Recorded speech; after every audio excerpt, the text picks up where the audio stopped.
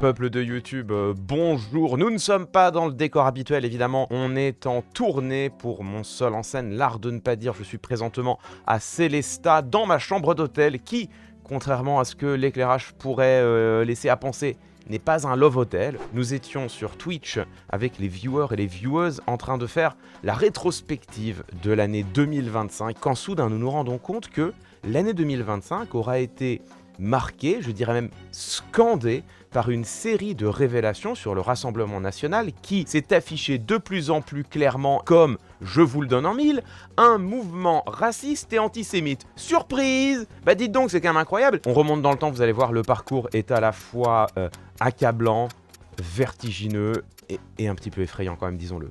C'est le moment quand même de revenir sur cette vidéo importante. Là, pour le coup, il y a des épilogues. Cette vidéo, révélation de l'enquête qui accable le Rassemblement National. C'est notamment une enquête des jours qui révélait, souvenez-vous, qu'il y a des groupes Facebook qui sont administrés par des députés du Rassemblement National, groupes Facebook sur lesquels les députés en question laissent proliférer les propos racistes, islamophobes, antisémites, homophobes les plus crasses, alors même qu'ils sont censés normalement les modérer et qu'ils les laissent proliférer justement, notamment pour ne pas s'attirer l'opprobre de leurs propres militants. Voilà par exemple un petit condensé qui a été préparé par le journal Le Monde. Je vous laisse constater les Arabes dehors. La France est dirigée par des juifs sionistes. Il nous manque un mec à petite moustache. Tout serait fini très vite. Ces propos s'étalent ligne après ligne, énumération après énumération. Il faut quand même repréciser une nouvelle fois que ce groupe Facebook s'intitulait La France avec Jordan Bardella, que si c'était un groupe privé, c'est un groupe qui est lié directement au Rassemblement National, à la hiérarchie du Rassemblement National, administré par plusieurs cadres du Rassemblement National, certains responsables de la communication numérique. Parmi les modérateurs, on y trouve des députés. Donc non, c'est pas un random petit groupe Facebook, c'est un groupe qui est directement lié au RN, directement lié à leur campagne numérique. Donc c'était intéressant, évidemment, ce papier. Il permettait de remettre une pièce dans une boîte à musique qu'il faut faire rejouer à chaque fois que nécessaire, qui consiste à rappeler que oui, le RN est toujours un parti d'extrême droite, que oui, le RN est toujours un parti raciste, homophobe, antisémite, n'en déplaise aux déclarations de leurs représentants. Ça fait des mois et des mois qu'on entend les députés RN nous expliquer que leur parti a changé, que bien sûr ils ne sont pas d'extrême droite, que bien sûr ils ne sont pas homophobes. D'ailleurs ils sont tellement pas homophobes que Marine Le Pen, on peut la comparer à Mylène Farmer et qu'elles sont finalement très proches l'une de l'autre. Une petite phrase nous a intéressés avec Agathe, vous dites, j'ouvre les guillemets, discriminer toute sa vie à cause de son nom, Marine Le Pen a cette même blessure que les homosexuels, elle les comprend comme Mylène Farmer. Que bien sûr ils ne sont pas antisémites et qu'au contraire, le Rassemblement National est, je le crois aujourd'hui pour beaucoup de Français de confession juive, un bouclier face à l'idéologie islamiste. Ça c'est ce que disent les représentants, les mêmes représentants qui derrière, dans les groupes Facebook qu'ils administrent, laissent proliférer des propos pour le coup stricto sensu antisémites, stricto sensu homophobes et racistes et islamophobes et tout le reste bien évidemment. Ce récit qui est construit par les représentants du Rassemblement National, qui commencent à essaimer jusque au sein des journalistes eux-mêmes, des hommes politiques parfois, Pierre Moscovici notamment. Madame Le Pen n'est pas antisémite.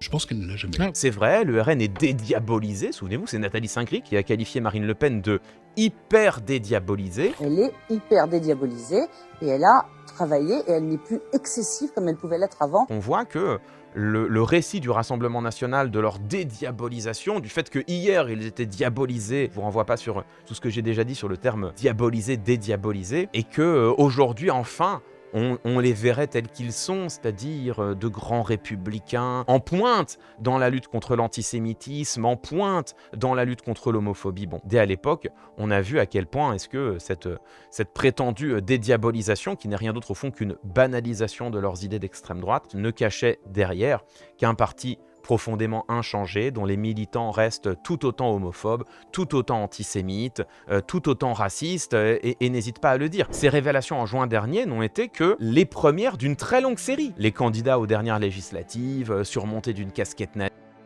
les candidats dont on a été capable d'exhumer des propos stricto sensu antisémites. Je reviens pas sur le fait que Philippe Vardon est toujours un proche du Rassemblement National, qu'il a été un conseiller de Jordan Bardella et que Philippe Vardon à l'époque était un néo-nazi skinheads qui chantaient lors de concerts néo-nazis des chansons à la gloire du Zyklon-B, Frédéric Boccaletti, qui est député RN, qui est ancien libraire négationniste, bon. Mais derrière ce papier publié par le journal Les Jours en juin, on a appris également que Caroline Parmentier, députée Rassemblement National elle-même, responsable de la dédiabolisation au sein du parti, amie proche de Marine Le Pen, on a appris que Caroline Parmentier avait elle-même édité, publié en son nom, des propos violemment homophobes, violemment antisémites. C'est Mediapart, à l'époque, qui publie cette enquête. Il n'y a guère de surprise à trouver des références antisémites dans un journal comme Présent, où l'on célèbre l'anniversaire de la mort de Pétain, où l'on se pose des questions sur Dreyfus, et où l'on considère comme une humiliation sans précédent la reconnaissance par Jacques Chirac de la responsabilité de la France dans la déportation des Juifs pendant la Shoah. Voilà, ça c'est le quotidien Présent, dans lequel a contribué pendant des années et des années, je le répète, Caroline Parmentier. Cette femme est aujourd'hui députée Rassemblement National. Dès 1995, elle présente dans un article sur une pleine page l'écrivain fasciste Robert Brasillac, rédacteur en chef du journal collaborationniste Je suis partout, comme l'un de nos héros et de nos modèles. Robert Brasillac, fusillé pour intelligence avec l'ennemi, collaborationniste notoire, l'un de nos héros et de nos modèles. Début janvier 2012, après avoir dénoncé dans un billet la surreprésentation d'une France métissée dans le classement du JDD des personnalités préférées des Français, Caroline Parmentier s'en prend cette fois à Simone Veil. Je cite, « La grosse, celle de la loi qui porte son nom et qui génocide 220 000 petits innocents par an. Accoler le terme de génocide à une femme connue pour avoir été une survivante d'Auschwitz ne doit évidemment rien au hasard, vous l'imaginez bien, dans un journal comme Présent. »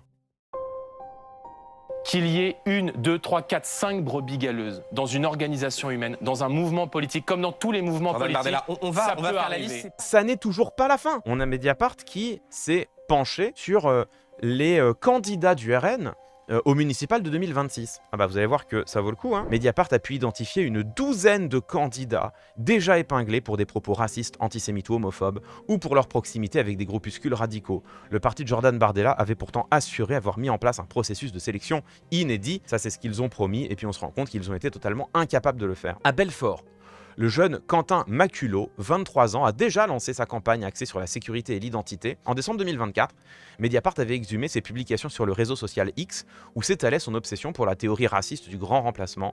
En septembre 2022, il comptabilisait ainsi 72% de prénoms à consonance étrangère sur la liste des naissances de sa commune, avant d'ajouter « Je n'ai même pas compté Élie et Samuel d'origine hébraïque ». Voilà, hein, mesdames, messieurs, le parti qui protège le mieux les Juifs de France. Le parti n'a pas non plus vu de problème à désigner Nathalie Aubert pour conquérir la mairie de Colmar. Lors des dernières législatives, celle-ci avait été épinglée pour avoir publié en 2023 sur son propre compte Facebook un montage affichant la couverture de l'album Tintin au Congo, à côté d'une photo d'une embarcation de migrants noirs légendée « Le Congo chez Tintin » et accompagné d'un emoji hilar. Après, c'est de l'humour d'extrême droite, c'est un peu particulier, on peut pas comprendre.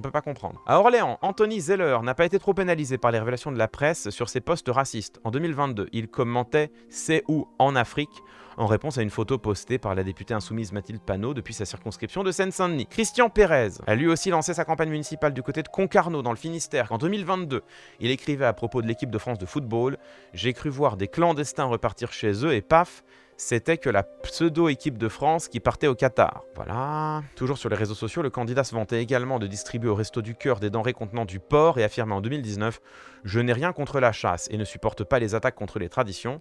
Je n'ai juste plus envie de la pratiquer, je rêve d'une autre chasse, impossible à nommer ici. » suivi d'un emoji clin d'œil. Voilà pour le RN ultra dédiabolisé, n'est-ce pas, hein. Et on en vient à la dernière affaire, ça vient de sortir, hein, c'est tout chaud, c'est brûlant, ça sort de la marmite, écoutez, ça c'est cadeau pour les fêtes de Noël. Cette fois-ci, celui qui est concerné, c'est Jordan Bardella lui-même, le président du Rassemblement National, celui qui publie des livres chez Fayard, qui fait des tournées de signatures en toute décontraction, qui se fait humilier chez Léa Salamé. Où trouve-t-il toute cette énergie?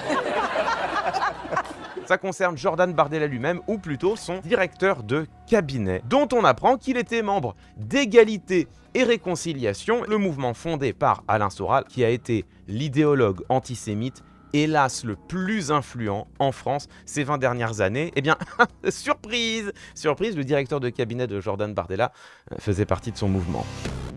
dans les arrière-cuisines d'Alain Soral des bataillons de négationnistes et le directeur de cabinet de Bardella. Mediapart a pu consulter les documents internes du mouvement d'extrême droite Égalité et Réconciliation. C'est le mouvement d'Alain Soral, un mouvement profondément antisémite. Alain Soral a été condamné comme tel à de multiples reprises. Parmi ces éléments, la liste des membres passés par les rangs de l'organisation de l'idéologue antisémite. Elle fait notamment apparaître le bras droit de l'actuel président du Rassemblement National, ainsi qu'un député. Ils sont vraiment hyper dédiabolisés, c'est fou. Le vernis de respectabilité du parti de Marine Le Pen craque donc une nouvelle fois, quelques semaines après la polémique née du dîner du maire de Fréjus, David Racheline, avec un militant néo-nazi et ancien chef du GUD, Frédéric Chatillon. Ah oui, c'est vrai. On n'a pas parlé de David Racheline, la voiture du Führer. Mercedes, la voiture du Führer.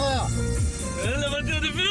Ces dîners avec Frédéric Chatillon, lui-même ami intime de Marine Le Pen. Frédéric Chatillon, ancien responsable du GUD, violemment antisémite, on n'a pas parlé de ça, bien sûr. Parmi les données internes que Mediapart a pu consulter figure la liste des membres passés par les rangs du mouvement Égalité et Réconciliation, qui revendiquait 13 000 adhérents à son pic d'activité. Cette liste fait notamment apparaître le nom d'un certain François Paradol. Ce dernier n'est autre que le directeur de cabinet de Jordan Bardella à la tête du parti. Aujourd'hui âgé de 38 ans, François Paradol est présenté comme l'homme de confiance du président du RN depuis leur rencontre au cours des réunions du Front National de la Jeunesse à Paris en 2012 ou 2013. Alors implanté dans le Val-de-Marne après sa sortie d'une école de commerce, il avait pris le jeune Bardella sous son aile avec d'autres militants qui forment aujourd'hui la garde rapprochée du leader d'extrême droite. Sollicité sur sa présence dans les listings de membres de l'organisation d'Alain Soral, François Paradol parle d'un engagement datant de près de 15 ans, à une époque où, vous le rappellerez si votre article est honnête, Égalité et Réconciliation appelait à rejoindre le Front National et à soutenir Marine Le Pen. Que ce soit à l'époque dans la stratégie d'égalité et réconciliation de se diriger vers le Rassemblement National, et donc que lui-même ait fait ce déplacement,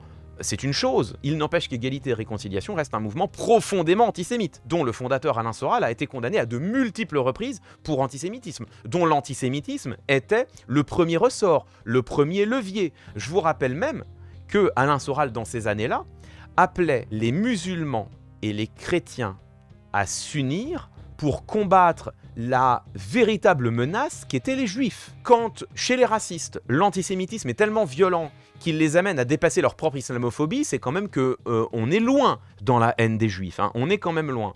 Donc je vois pas bien en quoi est-ce que la stratégie d'entrisme, parce que pour le coup ça en est, tiens, vous cherchez de l'entrisme, en voici. Je vois pas très bien en quoi est-ce que la stratégie d'entrisme assumée par Égalité et Réconciliation au sein du RN à l'époque retranche au caractère fortement embarrassant de cette appartenance pour François Paradol. Je vois pas très bien. Alors on rappelle, voilà, Alain Soral, le trublion du FN. En effet, si Marine Le Pen ne dit plus mot de cette proximité, elle a entretenu par le passé les meilleures relations avec Alain Soral, avec qui elle a été filmée en train de chanter pendant un karaoké en 2006. Actif dans la campagne présidentielle de Jean-Marie Le Pen en 2007, Alain Soral a aussi siégé pendant 2 ans au comité central du Front National entre 2007 et 2009. Dans un épisode de complément d'enquête diffusé le 20 septembre 2024, Alain Soral déclare: ça fait quand même 2500 ans que chaque fois qu'ils mettent les pieds quelque part, au bout de 50 ans, ils se font dérouiller. Donc faut se dire, c'est bizarre. Ce qui lui vaut d'être reconnu coupable en 2007 de diffamation raciale et incitation à la haine raciale. Dans sa réponse à Mediapart, François Paradol explique qu'il n'a bien évidemment plus aucun contact depuis le début des années 2010 avec Égalité et Réconciliation, dont il évoque l'hostilité à l'égard du RN et les prétendues dérives. Mais qu'est-ce qui a changé entre 2010 et 2025 ? En dehors de sa brouille personnelle avec Marine Le Pen, que cette dernière mettra sur le compte d'ambition personnelle déçue, Alain Soral n'a pas dévié de sa ligne durant toutes ces années. En 2008, il avait d'ailleurs déjà été condamné pour incitation à la haine raciale pour ses propos tenus en 2004, sans que cela n'émeuve quiconque au FN. Dans le lot, on a par ailleurs un député RN. Ah bah tiens, l'actuel député du Var, Frédéric Boccaletti. Frédéric Boccaletti, dont on rappelle depuis maintenant 2 ans que c'est un ancien libraire négationniste. Quelle surprise, Frédéric Boccaletti apparaît également dans les listings du mouvement antisémite Égalité et Réconciliation. Comme c'est étrange. Donc Frédéric Boccaletti, qui siège également au Conseil national du mouvement, revendique lui aussi un engagement ancien, cet admirateur de Charles Maurras, qui avait ouvert une librairie en rachetant des stocks d'ouvrages racistes, antisémites et néo-nazis, dans lesquels il assure avoir fait le tri, bien sûr, déclare qu'il n'a aucun lien avec M. Soral ou son association depuis son départ du FN en 2009. Tiens donc. Vous me direz, d'accord Clément, mais tout ça, ça date de la fin des années 2000, du début des années 2010, Égalité et Réconciliation n'était pas hier ce qu'il peut être aujourd'hui. Ah bon? Alors là aussi, pardon les amis de rappeler de mauvais souvenirs, mais il faut quand même préciser qu'au début des années 2010, Alain Soral a déjà été condamné pour des propos antisémites. Il a déjà été condamné pour provocation à la haine. Alain Soral, en 2010, il a déjà monté une liste antisioniste aux élections européennes avec Dieudonné. Dieudonné qui a, à l'époque déjà, fait monter sur scène pour le faire applaudir Robert Brasillac, l'un des négationnistes les plus influents de France. C'est de cet Alain Soral-là que l'on parle. Et François Paradol fait partie de tout cela. De la même manière que Frédéric Boccaletti. Ça leur pose absolument aucun problème. Je vais vous montrer quand même ce que c'est aujourd'hui. Égalité-Réconciliation, c'est une vidéo qui est relayée par Mediapart. Ça se passe pendant le Festival d'Égalité et Réconciliation en 2023. Lui, le gars à droite, là, avec la cravate, qui a l'air tout à fait bonhomme et sympathique, c'est le directeur de la revue Rivarol, Jérôme Bourbon. La revue Rivarol, qui est l'un des titres traditionnels, historiques de l'extrême droite antisémite française. Et alors regardez, il chante une petite chanson. Elle était habillée d'un pyjama rayé sur ses photos d'époque. Ah, elle a dit qu'il faisait des savons par milliers à l'âge de ses colocs. Elle était un peu mytho, ma grand-mère de Noël, avec son faux numéro tatoué sur la poire. Ah, ils sont contents. Le vieil antisémitisme français d'extrême droite qui prolifère dans l'entre-deux-guerres et qui, hélas, triomphe en France sous Vichy, il existe toujours. Hein. Il est chez eux. Spoiler, eux, ils votent pas la France insoumise.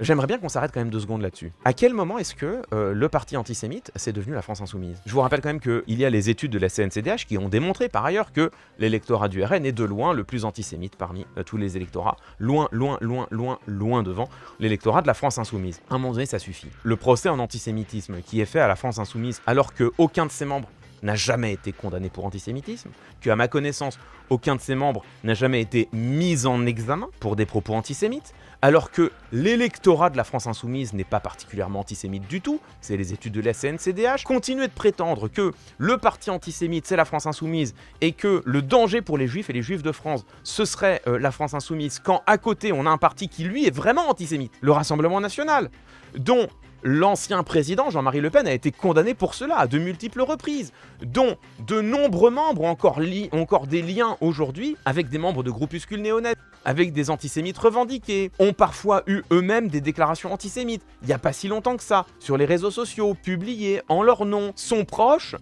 d'anciens membres du mouvement d'Alain Soral. Enfin, je veux dire, qu'est-ce qu'il faut à un moment donné? Qu'est-ce qu'il faut pour qu'on commence à réinterroger un peu cette fiction installée par le Rassemblement national lui-même et la Macronie? Parce que je vous rappelle que celui qui a dit... Quand vous avez à l'extrême droite des gens qui disent il y a des vrais Français et des faux Français, et quand vous avez à l'extrême gauche des gens qui ont des propos antisémites et qui ne le condamnent pas au sein d'antiparlementarisme, je dis juste que vous avez des responsables des deux côtés qui sortent de l'adhésion à la République et de ses valeurs. C'est Emmanuel Macron, ce discours, ce récit qui a été bien installé par le Rassemblement national lui-même et la Macronie, faisant de la France insoumise le plus grand danger pour la communauté juive en France, quand on a un parti qui est aux portes du pouvoir et qui lui est vraiment antisémite, en plus d'être raciste, homophobe, islamophobe, et l'énumération ne s'arrête pas là, le Rassemblement national, ça suffit. C'est quand même fou que quand on fait cette rétrospective 2025, on se rend compte que 2025 a été scandé par les révélations qui à chaque fois nous rappelaient combien est-ce que oui, le Rassemblement national est toujours ce qu'il est, un parti violemment antisémite, un parti encore marqué par son histoire, un parti dont encore aujourd'hui le président Jordan Bardella refuse de dire que son prédécesseur Jean-Marie Le Pen était antisémite. Jean-Marie Le Pen, il est antisémite.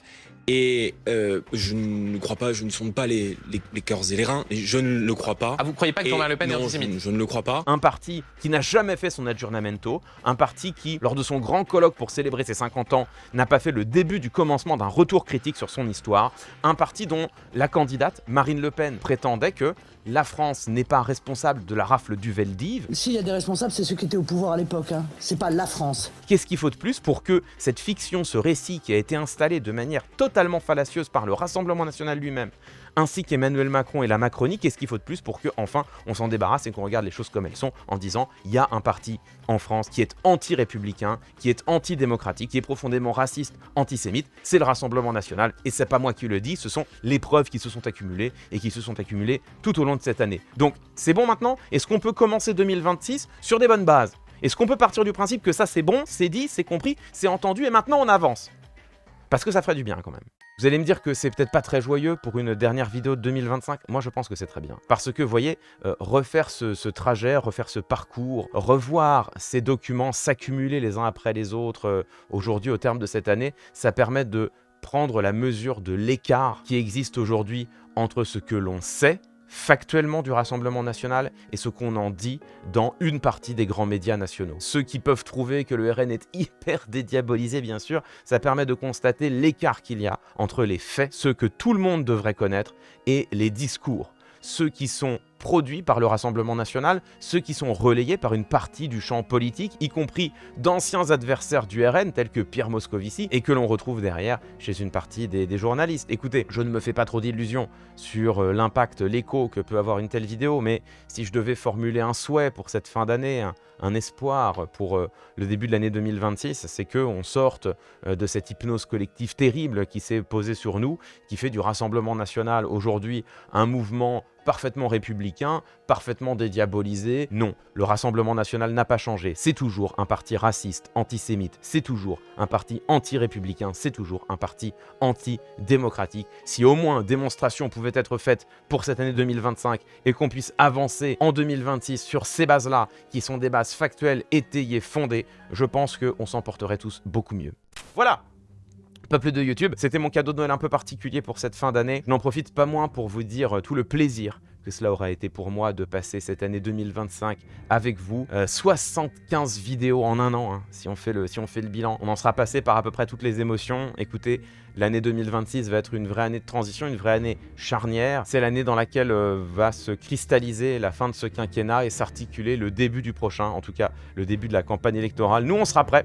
On sera en rendez-vous pour toute cette année sur cette chaîne YouTube. Abonnez-vous si vous appréciez mon travail. On est presque à 500 000 abonnés. Le demi-million, mesdames, messieurs, le demi-million, il est proche. D'ici à la rentrée, je vous souhaite d'excellentes fêtes, de passer de beaux moments avec vos proches. En tout cas, j'espère que vous le pourrez. De penser à vous et de penser aux gens qui sont autour de vous. Moi, je vais prendre une petite pause. Je pense que je l'ai bien mérité. Et on se retrouve l'année prochaine. À l'année prochaine. La pire blague pour terminer l'année, c'est la meilleure. Ciao YouTube, des bisous, à la prochaine vidéo.